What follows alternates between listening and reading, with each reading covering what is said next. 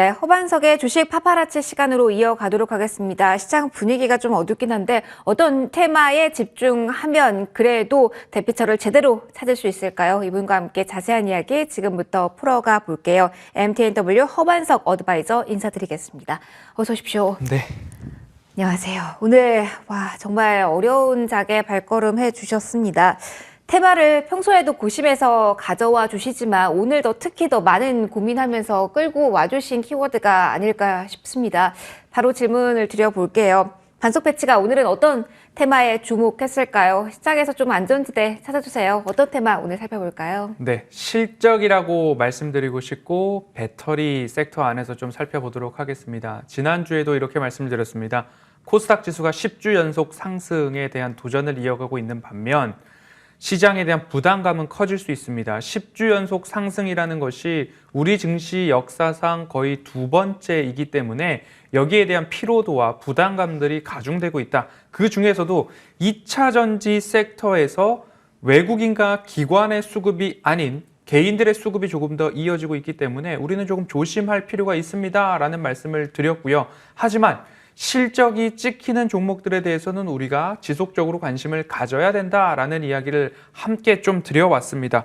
유럽에서 더 이상 불이 나는 BYD 배터리 좀 사용을 하지 않겠다라는 이야기가 이어지고 있고요. 세계 최대 자동차 회사인 테슬라에서도 BYD 배터리 쓰지 않고 LG 에너지 솔루션에다가 3원 개 배터리의 개발에 대한 이야기 소식들 전해지고 있는 상황입니다. 이에 따라서 LG 에너지 솔루션과 CATL 같은 경우에는 전 세계 글로벌 점유율이 점점 더 높아질 것으로 전망이 되고 있기 때문에 그러면 배터리와 전기차 시장의 산업의 방향성은 우리가 뚜렷하게 알겠는데 그간 소재 그리고 배터리 완성 기업들 모두 다 올랐습니다. 그런데도 불구하고 배터리가 더 볼 것이 있는가? 그러면 다시 한 번 더 강조드리기를 차트상 저위험 구간에 실적이 찍히는 기업들 아직 오르지 않은 종목들에 대한 관심도를 높여갈 필요가 있다라고 말씀을 드리면서 방송국에 왔는데요.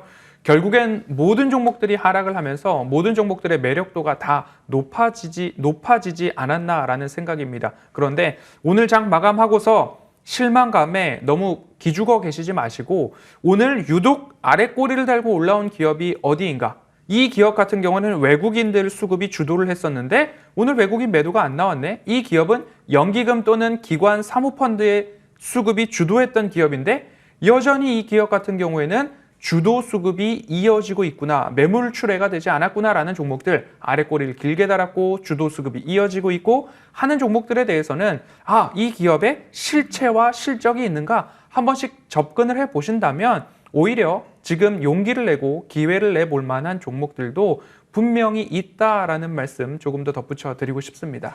그렇다면 오늘 장에서 장 초반에 하락률이 좀 두드러졌으나 빠른 회복력을 보이는 쪽 같은 경우는 괜찮다라는 말씀이신데 일단 조정이 나왔다고 하더라도 로봇 키워드도 그렇고요. 2차 전지도 전반적으로 조금 많이 올라왔습니다.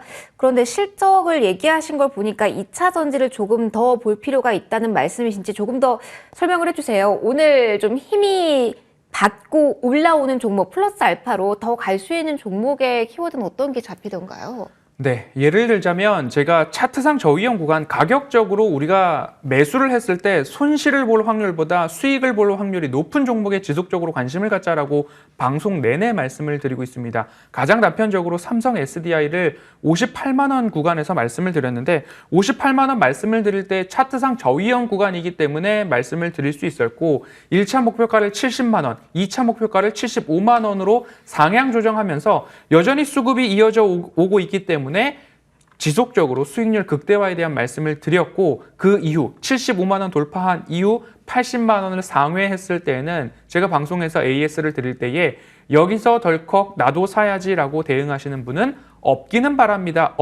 바랍니다 라고 말씀을 드렸던 것처럼 내가 샀을 때 여기는 먹을 자리가 있다. 그리고 이 기업 같은 경우는 실체와 더군다나 실적이 찍히는 종목이다. 산업의 방향성, 시장의 성장성, 입버릇처럼 말씀을 드리는 내용들을 그냥 흘러가는 말로 들으셨다면 오르는 종목들이 더 올라라고 하면서 덜컥 위에서 잡으신 분들이 계실 수도 있지만 제 방송과 머니투데이를 시청하시는 분들은 꼭 이 구분을 좀 해 나가시는 게 좋지 않을까라는 말씀을 드리면서 키워드를 본다면 로봇 여전히 미래 성장성 높습니다. 배터리 여전히 미래 성장성 높습니다. 테슬라까지도 여기다 키워드를 하나 붙여가지고 여기에 공통분모로 작용하는 기업들이 어디가 있을까라고 생각해 봤을 때 실적이 찍히고 실체가 있는 기업들, 뭐 신성 델타테크나 TSI나 DI 동일이나 아모그린텍 같은 경우들이 로봇, 배터리,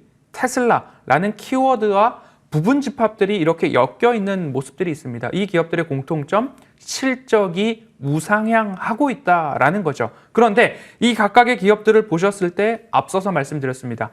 주도 수급이 이어지고 있는가 꼭 체크가 필요하고요. 실적이 올해 내년 후년도까지 증가하는가. 그리고 이 기업의 현재 주가 수준이 너무 많이 올라서 내가 매수하기는 좀 부담스럽다. 조정이 조금 나왔으면 좋겠는데 하는 자리까지 혹 조정은 나오지 않았는지 이 부분 챙겨보셔가지고 신성 델타테크, TSI, DI 동일, 아모그린텍까지 한번 살펴보셔도 좋겠다라고 추격해 보겠습니다. 그러면 2차 전지를 들고 와 주셨으니까 요걸 질문 드릴게요. 시장의 흔들림이 큰 구간에서 2차 전지 쪽에서도 지금 조정을 받는 종목이 많거든요. 지금 만약에 여기에 큰 손들의 수급이 어느 정도 머물러 있음이 확인이 된다면 지금 2차 전지의 조정은 기회라고 말씀 주시는 걸까요? 정확하게 말씀드리면 거래량을 동반한 매도가 나오지 않는 종목들에 국한해서 보셔야 된다라고 말씀을 드리고 싶고요. 2차 전지 소재 기업들 같은 경우는 앞서서 코스닥 10주 연속 상승에 있어서 개인들의 수급이 지금 더 많이 쏠려 있는 쪽들이 2차 전지 소재 쪽이다라고 안내를 드렸습니다. 그러면 지금 같은 경우에는 소재도 같고요. 완성 셀 업체도 같고요. 가지 않은 2차 전지 섹터가 어디인가 한 번쯤 살펴보신다면 2차 전지 공장에 대한 캐펙스 투자 확대, 장비 쪽 한번 생각해 보면 어떨까 말씀드리겠습니다. 알겠습니다. 조금 더 구체적으로 어떤 종목을 공략할지는 저희 마감 후에 다시 한번 설명을 해드리도록 하겠습니다. 일단 저희 오늘장 양대지수 크게 흔들린 구간에서 마감 대기하고 있습니다. 외국인 쪽에서의 선물 매도 규모는 여전히 큰 것으로 확인이 되고 있고요. 수급적인 상황과 함께 환율적인 변동성 종목의 흐름까지 잠시 후에 정리를 해드리도록 하겠습니다. 힘들었던 3월 14일장 일단 이렇게 문을 닫겠습니다.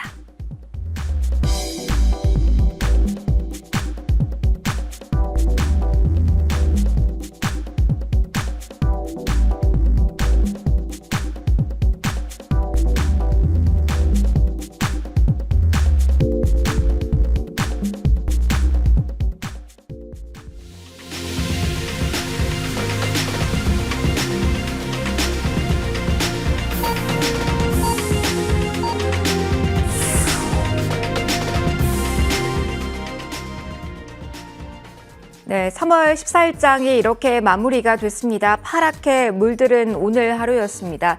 오후장에 드라마틱한 반전을 좀 기대해봤는데 오히려 돼 밀리는 저점 구간에서 양대지수가 마무리가 된 힘든 하루가 아니었나라는 생각이 듭니다. 오늘 양대지수 하락, 장중 저점 부근에서 마무리가 됩니다. 코스피가 어제 2410선에서 마무리를 지었는데요. 얼마나 오늘 종가 보시면 큰 폭으로 하루 동안 떨어졌는지를 좀 계산할 수 있으실 겁니다. 2.56% 지금 61포인트 하락으로 확인이 되시죠. 2300선까지 내려왔습니다. 2400 또 한 번 깨졌습니다. 코스닥도 보시죠. 760선을 또 이탈했습니다. 오늘 장중 저점이 계속 3시 전까지만 하더라도 760선 여기 좀 지켜내나 싶었는데요. 막판에 또 깹니다.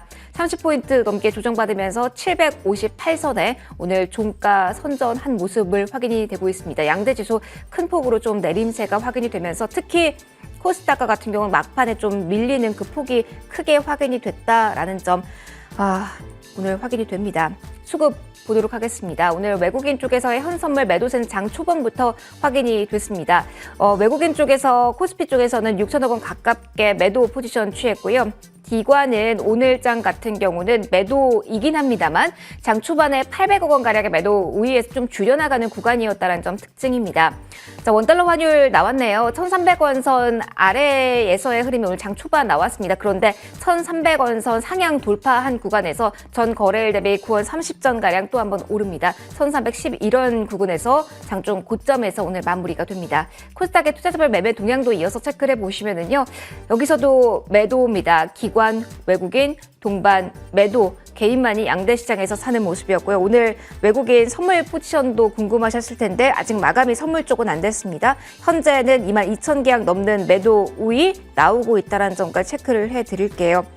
와, 전반적으로 하락폭이 너무 깊어서요. 한 번 더 밀려서 조금 마음이 좀 무겁습니다. 신저가도 오늘 속출했고요. 지금 오른 종목의 수가 많지 않네요. 위원님께 바로 만평 부탁드리도록 할게요. 힘들었던 하루였습니다. 소나기였을까요? 오늘 시장 어떻게 보셨는지 질문 드리겠습니다.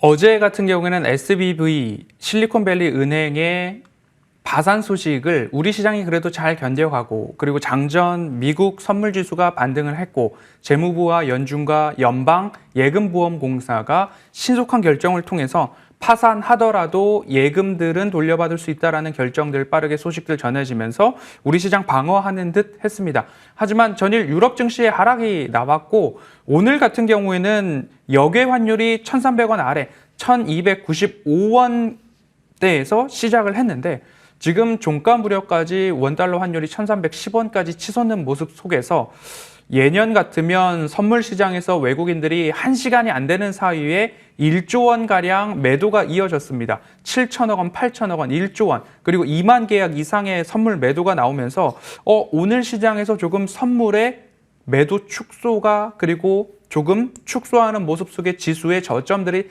잡혀가지는 않을까. 오늘 10시에 딱 기록한 코스피 코스닥의 저점 구간을 지켜주지는 않을까 하는 기대감으로 오늘 하루 종일 시장을 좀 보았는데, 하지만 종가를 저가 무렵에 마감하는 모습이 마음이 편치만은 않습니다. 하지만 여기서 물러나야 되는가에 대해서는 아직은 아닙니다라는 말씀을 조금은 더 드리고 싶습니다. 왜냐하면 바이든 대통령 같은 경우에는 연임에 대한 부분들을 목표로 하고 있고, 그리고 전일 연설에 있어서도 CPI에 대해서 잘 나올 것이다 라는 긍정적인 뷰를 예고편 삼아서 이야기를 해줬습니다. 그럼 CPI를 보면서 제가 말씀드릴 때 9%에서 지금 6% 초반까지 내려온 CPI 모습들을 볼 때 50점 성적을 맞던 아이가 90점 성적까지 올라갈 때는 50, 60, 70, 80 이렇게 앞자리가 변해가는 모습들을 우리가 확인을 할 수 있습니다. 하지만 90점부터 100점을 향해 나아가는 아이들을 볼 때에는 90점, 93점, 92점, 95점, 91점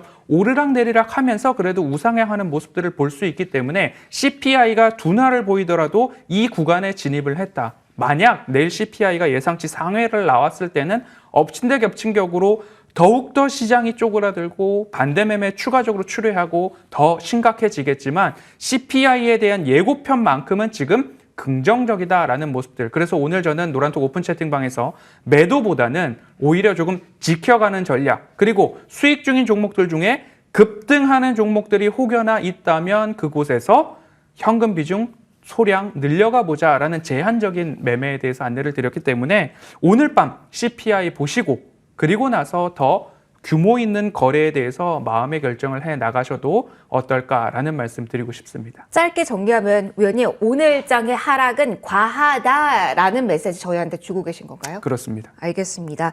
조금 더 지켜볼 이슈 CPI에 대한 이야기 좀 깊이 있게 해주셨고요.